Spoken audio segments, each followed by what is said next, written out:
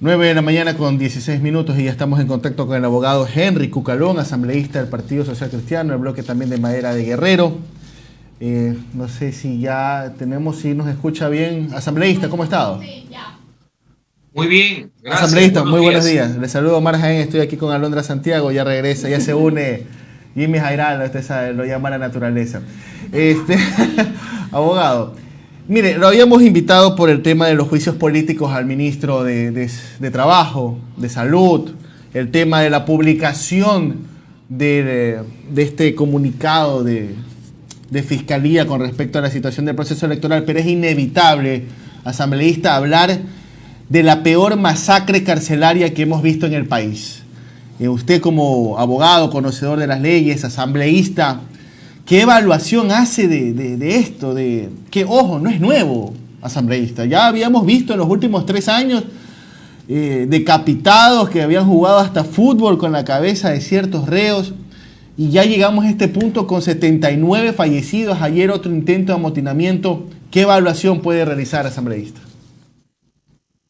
Crónica de un anuncio de barbarie. Es el reflejo de la descomposición total que vivimos.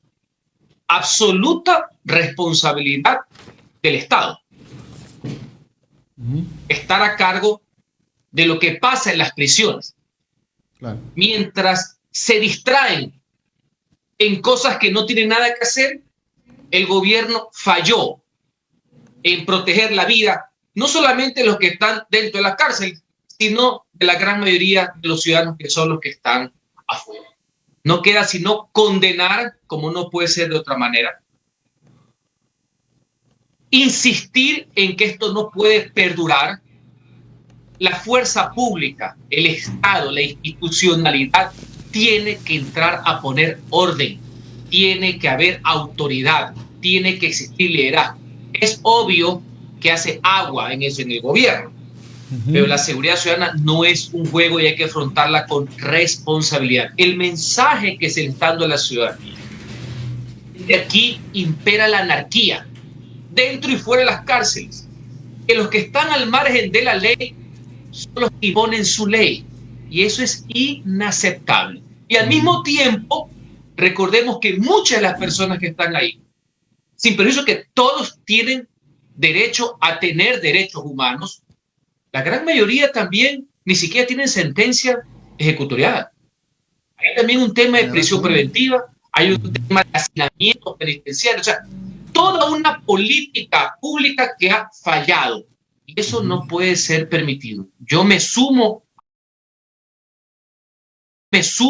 a las condenas a lo que ha sucedido, también obviamente a las condolencias con los familiares de las personas privadas de la libertad.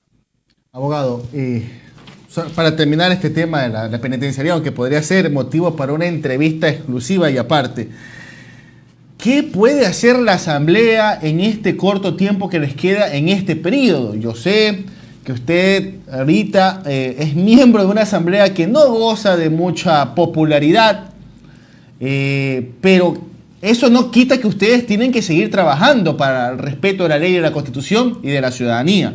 ¿Qué se puede hacer entre esta semana, la próxima, para investigar lo que ocurrió en esta masacre? Sin perjuicio que ningún órgano colectivo, ni aquí ni en el mundo, tiene buena imagen. Por eso hay que ver en las individualidades. Yo quiero que me digan cuál fue el Congreso que ha tenido buena imagen. Pero vamos a lo de fondo.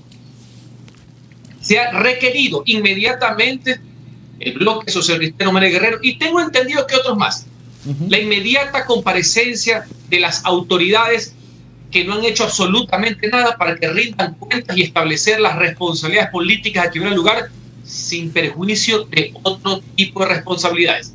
Hay una serie de afirmaciones, esperemos que no sean solamente ocurrencias, de qué es lo que pasó ahí, cuál es el rol de las autoridades a cargo del tema. Cuidado, esto es un tema que hay que desarrollarlo, hay que investigarlo. Cuidado, la negligencia pasó a ser dolo. Cuidado, la incapacidad también es parte de la cadena de la corrupción. Cuidado, es que estaban solapando en vez de resguardando la seguridad de las cárceles. Hay un compendio de cuestiones que solo las investigaciones, tanto parlamentarias, que son inmediatas, ya les hemos requerido, como de la justicia, también obviamente los medios de comunicación, ¿por qué no? Van a establecer lo que ya todo el mundo sabe. La absoluta incapacidad, pues eso no está en duda, y eso ya está juzgado, y esa es parte de, lastimosamente, el castigo que recibe el gobierno todos los días. Sino, adicionalmente, si hay un juego y una cadena de corrupción entre las personas encargadas de velar por la seguridad y la rehabilitación y justamente los jefes de las bandas criminales. Asambleísta, le saludo a Jimmy Jairala para pasar a otro tema que era en realidad el motivo de la entrevista, pero imposible no abordar lo que usted ha manifestado respecto de la crisis carcelaria. El anuncio que ha hecho el Partido Social Cristiano respecto de los juicios políticos al ministro, perdón, a la fiscal general y al contralor, ¿es una advertencia o es realmente ya la decisión de llamarlos a juicio? Es decir, el mensaje ¿cuál fue? Le rogaría que me lo precise. Si vuelves a interferir en la función judicial, te llamo a juicio político. ¿O ya está decidido que ustedes van a plantearle un juicio político formalmente al fiscal a la fiscal y al contralor? ¿Cómo está, licenciado Jairala? Un gusto. ¿Qué tal? El mensaje es claro. Transparencia, sí. Injerencia, jamás. Investigar, por supuesto. Interferir, va en contra de la ley. Y esto sirve para cualquier funcionario público. Para cualquiera. Sin corona alguna. Y peor los que están sujetos a control político. Aquí nadie ha objetado que la Fiscalía como institución puede investigar, inclusive durante un proceso electoral. Pero por supuesto, de hecho los consejeros tienen denuncias hasta por desacato. Y según la Constitución puede ser investigado, lo que no puede ser es procesado, es decir, instrucción fiscal, mientras dure el periodo electoral. Puede haber investigaciones, solicitud de información, declaraciones, eso no hay ningún problema. No es que la Fiscalía y los órganos de control se paran en un proceso electoral. Lo que hay que precaver es que no haya interferencia de ellos y de ninguna autoridad ajena al Consejo Nacional Electoral y al Tribunal Contencioso Electoral, que son los encargados, más allá de las críticas que yo también me he sumado a lo largo de todo este tiempo, pero defiendo la precaria, inclusive institucionalidad, de la pureza del sufragio y la libertad electoral. Entonces, si cualquier funcionario, incluido lo que usted cita, y así hizo el comunicado, consuma una interferencia, evidentemente hay que iniciar los procesos tendientes al control político que incluye un juicio político. Y le voy a poner un ejemplo. Usted cita también al Contralor. El Contralor pidió hacer una auditoría del sistema. Todos sabemos, más lo que hemos trabajado en el sector público, que la Contraloría, sus facultades son ex post, no son concurrentes. No hay auditorías en el ejercicio. Cuando termine el proceso, obviamente, bienvenido a la Contraloría a hacer una auditoría de todo el proceso, a ver las recomendaciones, ver qué es lo que se cumplió y qué es lo que no se cumplió. Tengo entendido, por lógica de Pero Grullo, que eso fue lo que le contestó el Consejo Nacional Electoral. Nos gusten o no nos gusten sus actuaciones los consejeros. Eso es lo correcto, eso es lo lógico. Entonces ahí ya se descarta, no puede haber interferencia, no se lo ha permitido. Más allá que se lo presente como un tema positivo de transparencia. Pero aquí el imperio y la ley es lo que envía. En el caso de la Fiscalía, obvio que puede investigar y solicitar como cualquier ciudadano, como cualquier actor político, como un partido político en la base de datos. El impulso fiscal, el acto urgente del sábado al domingo, día de la proclamación de los resultados, decía retener la base de datos. Sí. Es lo mismo que obtener información. Entonces, si aquí estamos jugando bien el español, aquí no pasa nada. Bienvenido todo en positivo. Y yo espero que sea así. La gente quiere que su voto sea respetado, que el fraude no impere, que bajo las normas del Código de la Democracia todo actor político tenga el derecho a objetar, a impugnar, a rechazar. Me parece muy bien que el candidato Yacu Pérez y Pachacuti hayan presentado todos los reclamos que bien tuvieran. Para eso está la ley. Por eso tenemos que velar por la transparencia. Nadie puede estar en contra de eso. Así que eso es lo que queremos salvaguardar. La pureza del sufragio, la pureza de todo lo que se ha hecho del voto y fundamentalmente, no solamente el proceso electoral, licenciado Jairala, la vigencia del sistema democrático. Abogado, ¿qué tal? Le saluda Alondra. Justo hablando del tema para no desviarnos y tocar otros.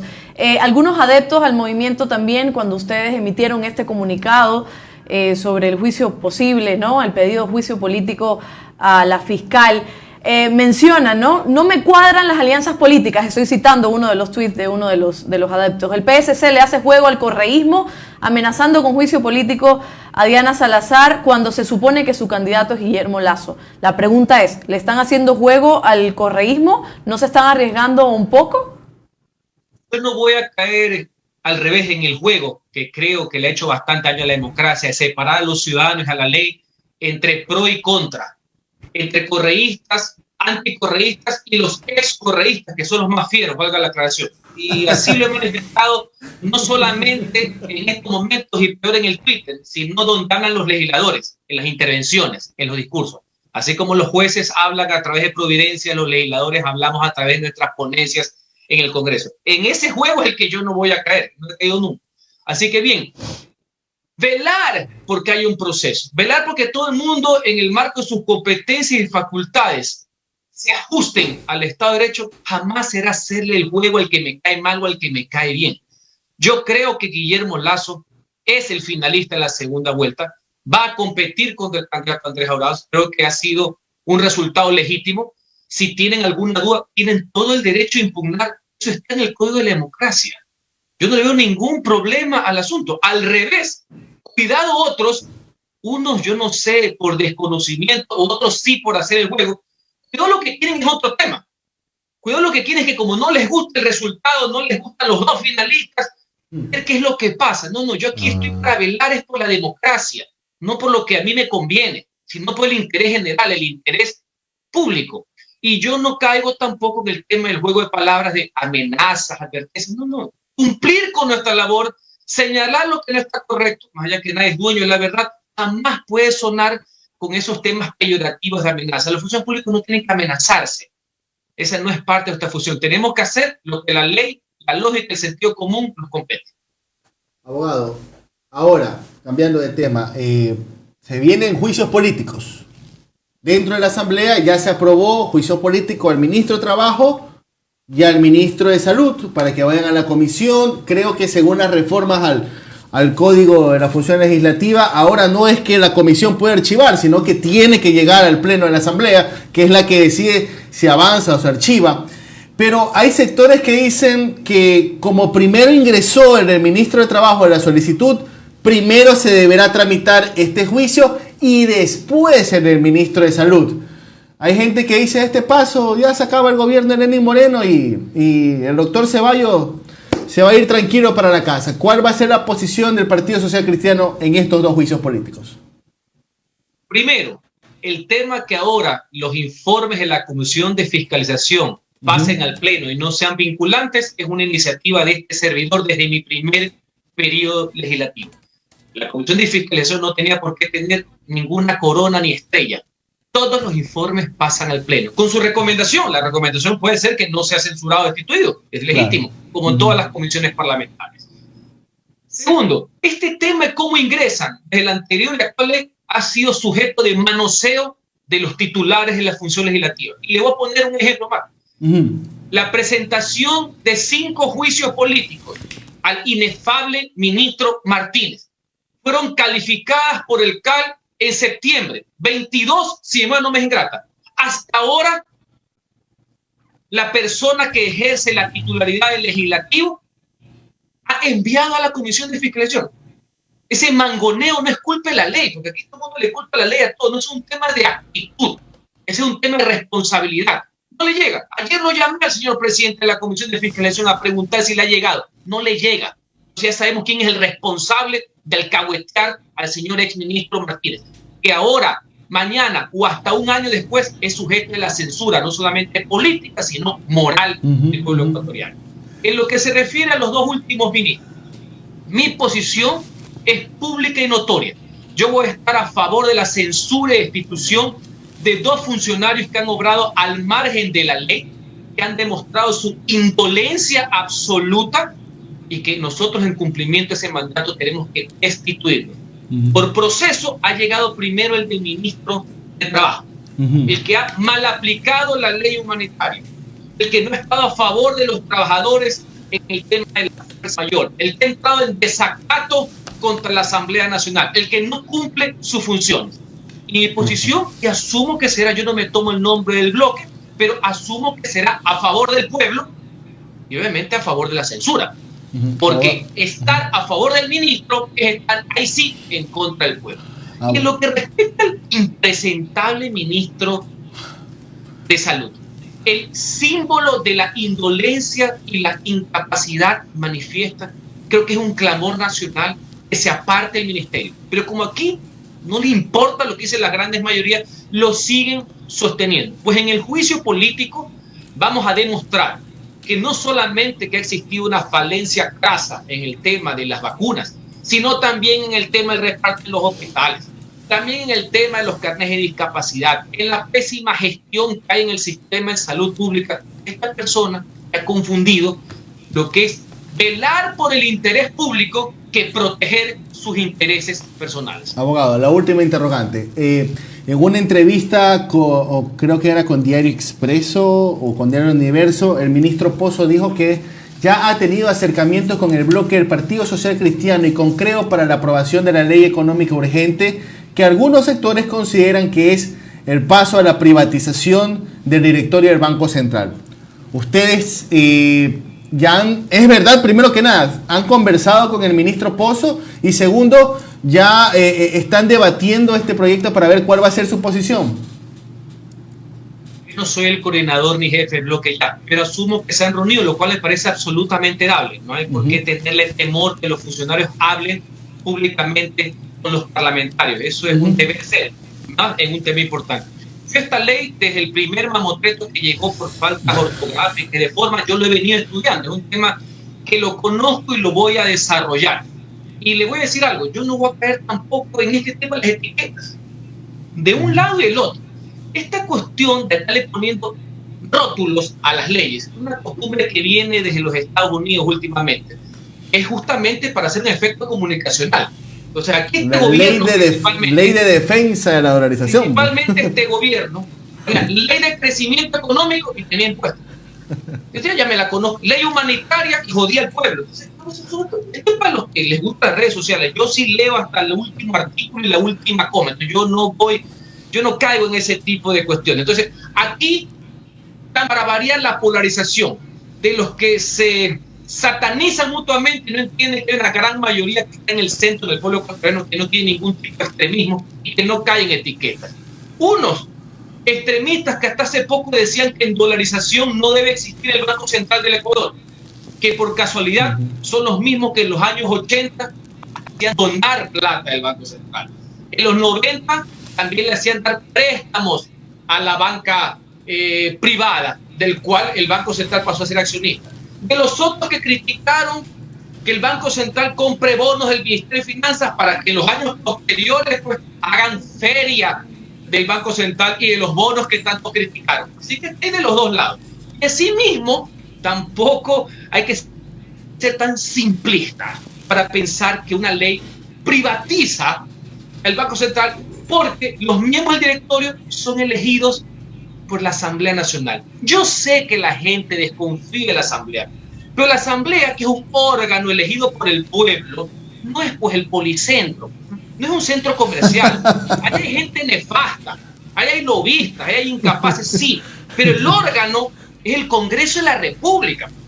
Cuidado, se confunden con lo que pasaba en los 90, con lo cual yo no estoy de acuerdo, en que el regulado y el regulador estaban ahí mismo, el representante de la banca, de las cámaras, eso no es dable. Pero si mañana, analizándolo, elegidos por el pueblo, el Congreso, que reitero, no es un centro comercial, elige a alguien, ya si me dicen que eso es privatizar, también entiendo que lo hacen por comunicar, por el simplismo de los hashtags. Yo no le hago a eso, ni el un lado, ni el otro. Así que en mis debates demostraré que observar siempre sirve para mejorar.